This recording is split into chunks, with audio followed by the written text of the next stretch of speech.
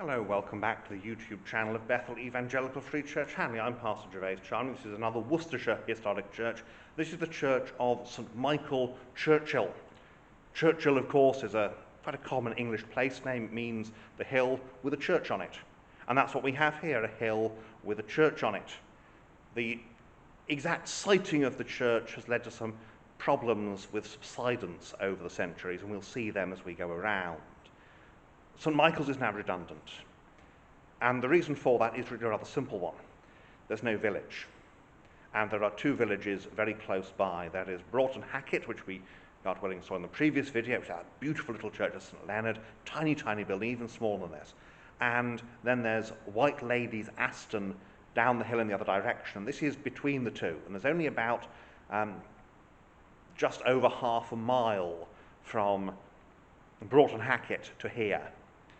And you can quite see, if you've got a church in your village and a church that's in the middle, that, well, it is not in your village and has no real village attached to it, you're going to go, well, we'll go with the one that's near us. So in the 20th century, it just became impossible to keep this building up. It's now managed and owned by the Church's Conservation Trust, which is a charity, heritage charity for historic churches that are no longer in use. It's one of a number.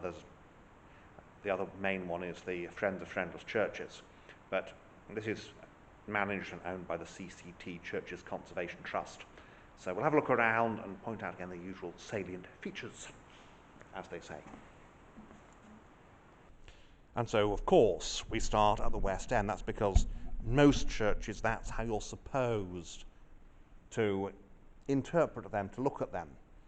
There is a sort of curtained off vestry area here, but of course that is not used very much because it's redundant. They don't have frequent services. They have services here a couple of times a year perhaps. We have got some remains here of, I'm just about to see them, remains of 17th century box pews, but they've been taken down in the 19th century, replaced with the present seats, which are shrouded in plastic because of the bats in the church.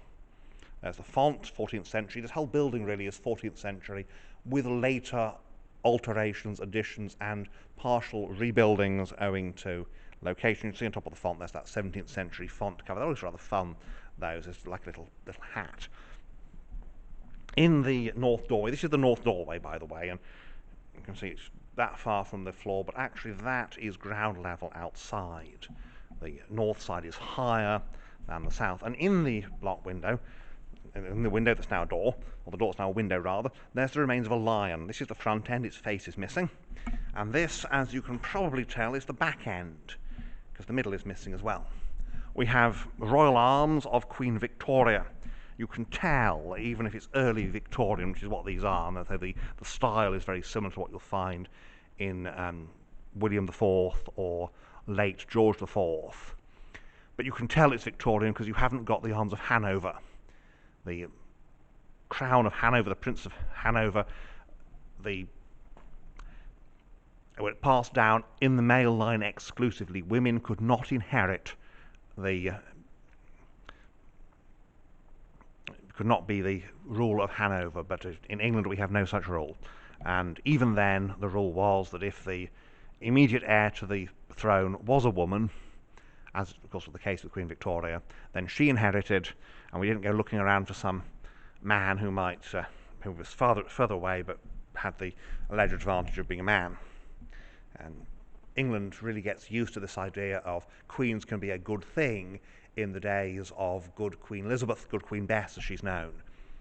And she's actually fairly good for the country, and we then come, hang on a minute, queens can be a good thing, because of course her older sister, Mary, was not very good. And in the Middle Ages, there was very much an aversion to queens regnant. Well, there's the pulpit. That is 17th century. The base is 19th century, but the actual pulpit itself, 17th. There's a roll of honour for the Second World War, roll of honour for the First World War. There's a painted panel, maybe from an old rood screen, but today what you've got is just this low, well, basically like communion rails, but you go through them into the chancel. The chancel has been partially rebuilt in the 19th century. A bit of the wall taken off there because there are subsidences. You can see that crack up there, and they've gone in to have a look at it. No choir stalls.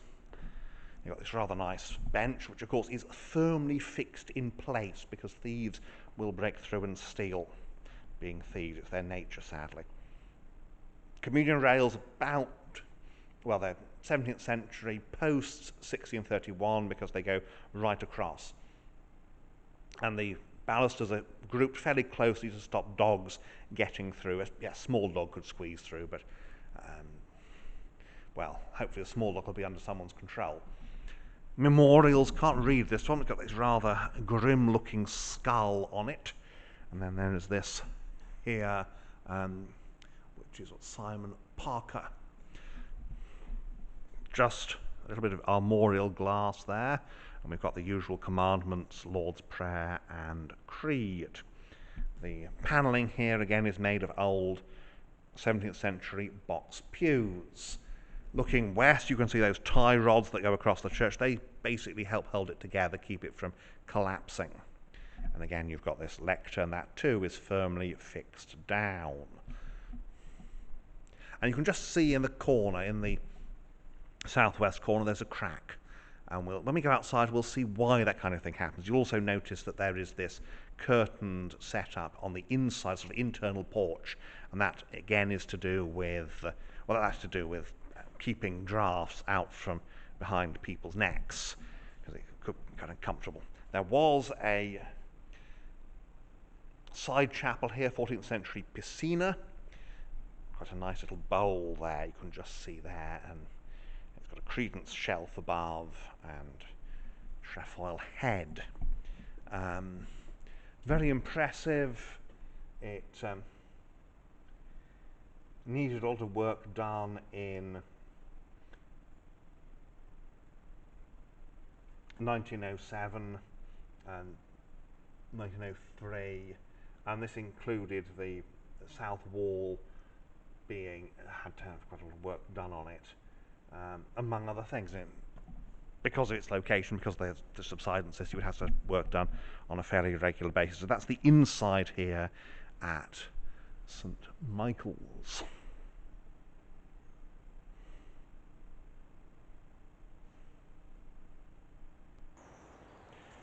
And so here we are outside at St. Michael's. You can see behind me this typical simple nave, 14th century nave, and this little turret up there, little bell turret, and just over here is a buttress, massive great buttress. We'll see it a bit better when we go round, but this buttress is absolutely essential.